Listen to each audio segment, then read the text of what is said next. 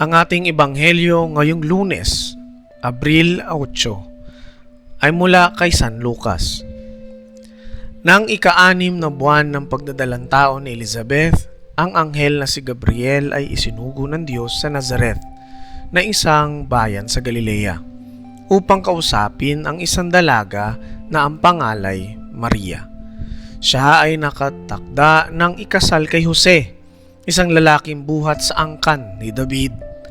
Lumapit ang anghel sa dalaga at binati ito, "Magalak ka, ikaw ay lubos na kinalulugdan ng Diyos. Sumasa iyo ang Panginoon." Naguluhan si Maria sa sinabi ng anghel at inisip niyang mabuti kung ano ang kahulugan ng ganong pagbati. Sinabi sa kanya ng anghel, "Huwag kang matakot, Maria, sapagkat naging kalugod-lugod ka sa Diyos. Makinig ka.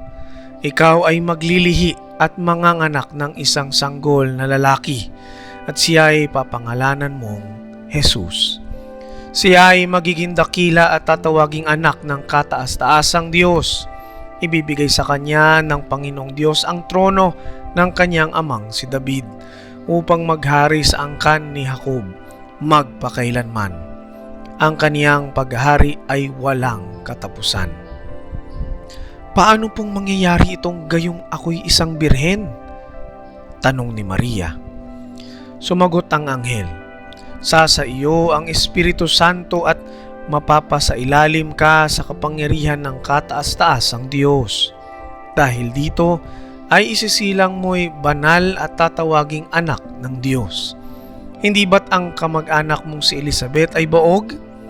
Gayon may naglihi siya at ngayoy ika-6 na buwan na ng kanyang pagdadalang tao, kahit na siya ay matanda na, sapagkat walang anumang bagay na hindi kayang gawin ang Diyos.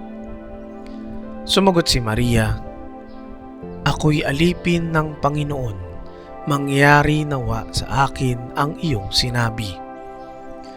Pagkatapos, umalis na ang anghel. Ang mabuting balita ng Panginoon. Ang ating faithful reflection ay nagmula kay Brother Selton Sindo. Ang banal ay naging tao.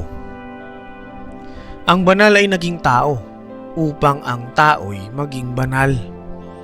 Ito ay isang malalim na misteryo at malaking hamon sa bawat mananampalatayang Kristiyano. Hamon na tinugon ng mahal na ina ng Diyos.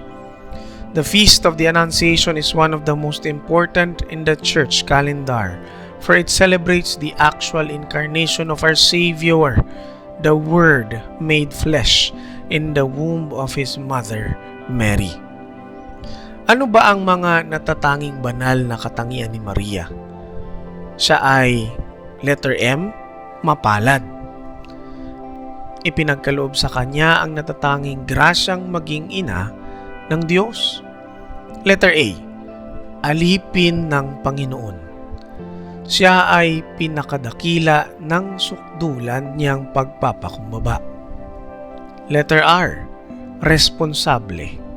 Sa kanyang pagkalinga, naging buo ang pagkatao ni Jesucristo. Letter I, inang sakdal linis o Immaculate Conception. Siya ay iniadya na ng Diyos sa anumang bahid ng kasalanan sa simula't simula pa lamang. Natatangi itong pribilehiyo upang ang Diyos ay magkatawang tao.